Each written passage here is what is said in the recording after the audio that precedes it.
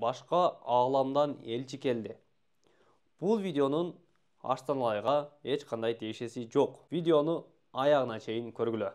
2017-жылы күн системасына башка жактан бир нерсе келип, күнгө жакындап, кайра жерге жакындап, жерден алыстай баштаганда гана окумуштуулар байкашты. Бул нерсенин аты Оumuamua.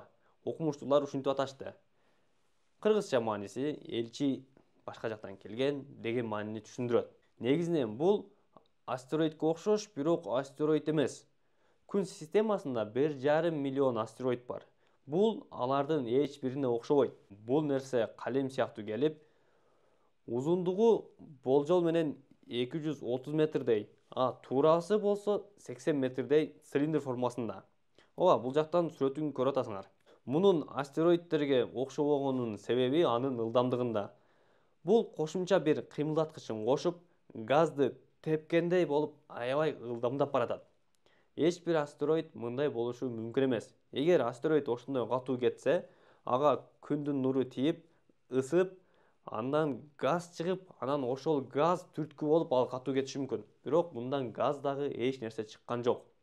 Окумуштуулар радио сигнал берип көрүштү, эч кандай жооп болгон жок. Балким бул өзүнүн ааламындагылар менен, муну жибергендер менен биз билбеген квантум дүйнөсү аркылуу байланышып атат.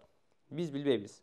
Айтор билбей калдык. Балким бул биз билбеген бир астероиддин же болбосо космостогу заттардын бири. Окумуштуулардын көпчүлүгү муну башка бир ааламдан келген чалгындоочу катары эсептешүүдө.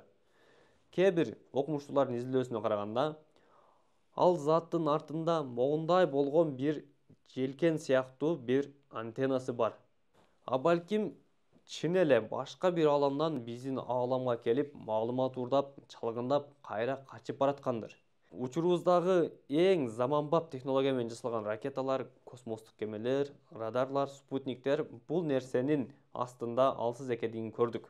Эгер чын эле ал башка ааламдан келип маалымат уурдап кеткен болсо, алар жерди басып алууга келген болсо, аларды жеңүүбүздүн мүмкүнчүлүгү өтө аз.